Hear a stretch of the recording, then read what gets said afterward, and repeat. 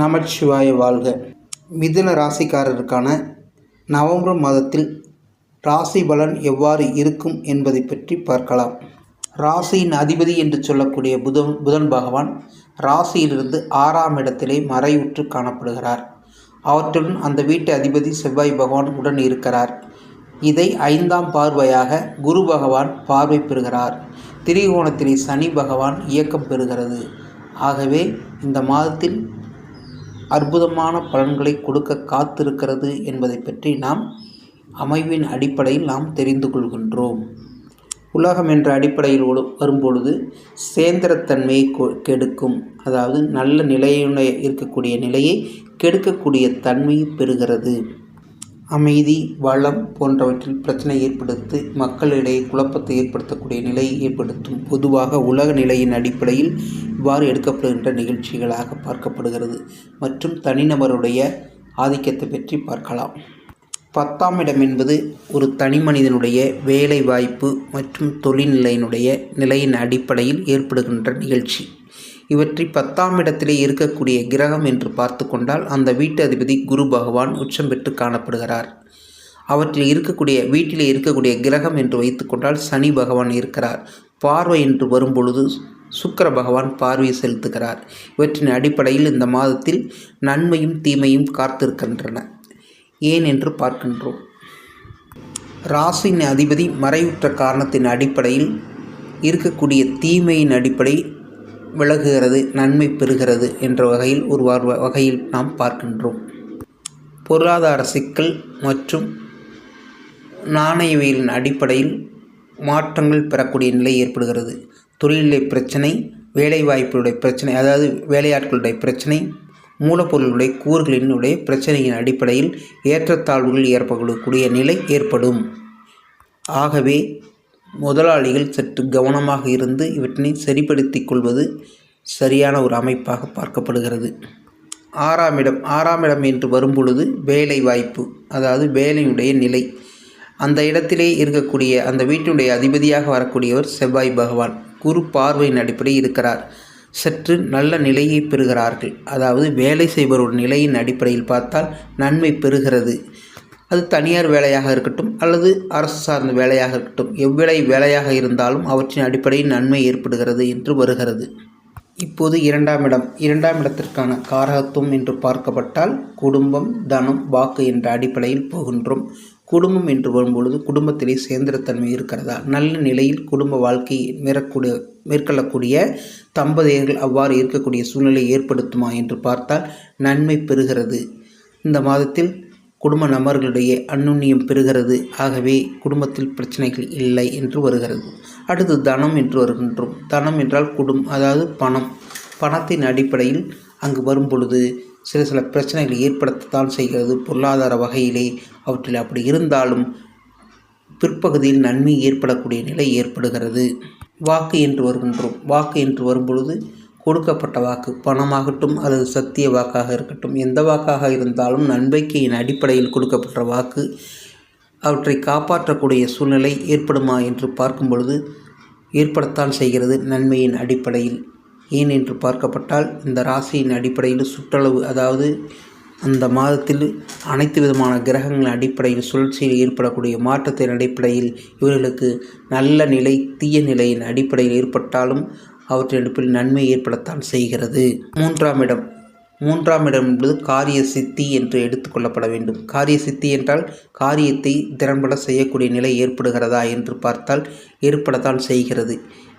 அதாவது 3ஆம் இடத்தில் இருக்கக்கூடிய அதிபதி என்று சொன்னால் கேது பகவான் ஆன்மீகம் மற்றும் சிக்கலுக்கான கோர்வையை நிறைநாட்டக்கூடிய நிலையை அவர்கள் பெறுகிறார்கள் என்பதை எடுத்து காட்டுகிறது.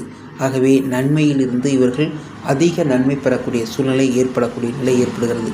ஒரு சிலருக்கு பொருளாதாரம் வகையில் என்று வரும்பொழுது அவர்கள் சிக்கலைத்தான் தோற்றுவிக்கிறது. ஆன்மீக அளவில் அவர்களுக்கு நன்மை அதிகமாக விளங்குகிறது என்பதை எடுத்து காட்டுகிறது. 4ஆம் இடம் என்று வரும்பொழுது முதலீடு, வண்டி வாகன சேர்க்கை, தாயாருடைய நிலை, பொருளாதார நிலை இவற்றின் அடிப்படையில் நாம் எடுத்துக்கொள்கின்றோம். இப்போ 4ஆம் இடம் என்று வரும்பொழுது அந்த வீட்டின் அதிபதி யார்? புதன் பகவான். அதாவது ராசிக்கு 6ஆம் இடத்திலும் அந்த வீட்டுக்கு 3ஆம் இடத்திலும் இருக்கிறார். அவற்றை ராசியை 4ஆம் இடத்தை சனி பகவான் பார்க்கிறார். முதலீடு செய்யலாமா என்று வரும்பொழுது தொழிலுக்கான முதலீடு என்பது ஒரு நல்ல நிலையாக பார்க்கப்பட முடியாது. ஏனென்றால் அவற்றில் பிரச்சனை ஏற்பட்டு தொழில் லாபத்தை கிடைப்பதை தடை ஏற்படுத்தக்கூடிய நிலை ஏற்படும். வண்டி வாகனங்கள் சேர்க்கைக்கு இந்த தன்மை நன்றாக இருக்கிறது. வண்டி வாகனங்கள் வாங்கி கொள்ளலாம். தாயாருடைய நிலையின் அடிப்படையில் பார்க்கப்பட்டால் அவர்களுக்கு அதாவது 7ஆம் பார்வையாக தாயாருடைய நிலையின் அடிப்படையில் பார்ப்பதால் சில பிரச்சனைகள் ஏற்படக்கூடிய நிலை ஏற்படுகிறது. ஆரம்ப காலகட்டத்திலே இவர்கள் தாயாருடைய நிலையை மருத்துவமனை சென்று காமிக்கும்போது அவர்களுக்கு ஏற்படக்கூடிய பிரச்சனை சரி செய்து கொள்ளலாம். முதலீடு என்று வரும்பொழுது நிலத்தில், அதாவது புதன் என்பது காலியிடம், காலியிடங்களில் நீங்கள் முதலீடு செய்வது மிகவும் அற்புதமான நிலையை குறிக்கிறது. 5ஆம் இடம் குழந்தை பாக்கியம் என்று எடுத்துக்கொள்கின்றோம்.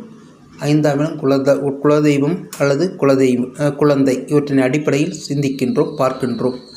5ஆம் இடம் குழந்தை என்று வரும்பொழுது அந்த வீட்டினுடைய அதிபதியாக வரக்கூடிய சுக்கிர பகவான் நீச்சம் பெற்று காணப்படுகிறார். சற்று ஏறக்குறைய இந்த மாதத்தில் வரும்போது பட்சத்தில் இவர்களுக்கு குழந்தை பாக்கியம் இல்லாதவர்களுக்கு குழந்தையை ஏற்படுத்தக்கூடிய தன்மை ஏற்படுகிறது.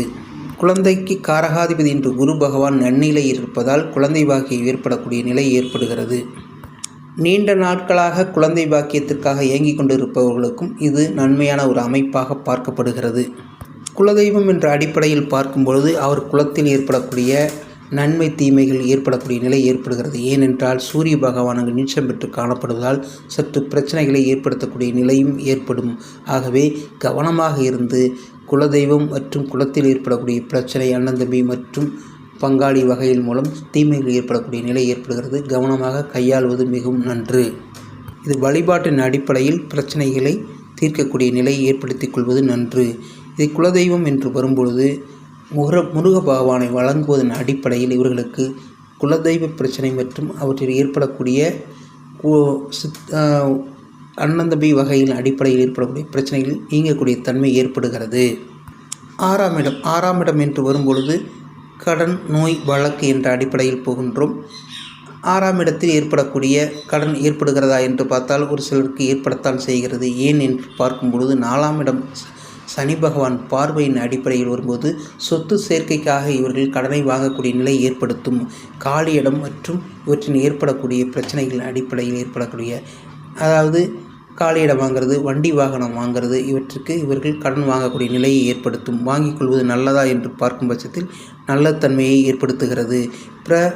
வகையான பிரச்சனைகளை ஏற்படுத்துவதன் மூலம் இவர்கள் தடுக்கப்பட்டு நன்னிலை பெறுகிறார்கள். நோய் என்ற அடிப்படையில் வரும்பொழுது நோய்கள் ஏற்படுகிறதா, புதன் செவ்வாய் என்ற அடிப்படையில் வெப்பம் சம்பந்தப்பட்ட மற்றும் ஹீட்டு அவற்றின் அடிப்படையில் ஏற்படக்கூடிய பிரச்சனைகள் ஏற்படக்கூடிய நிலை ஏற்படுகிறது.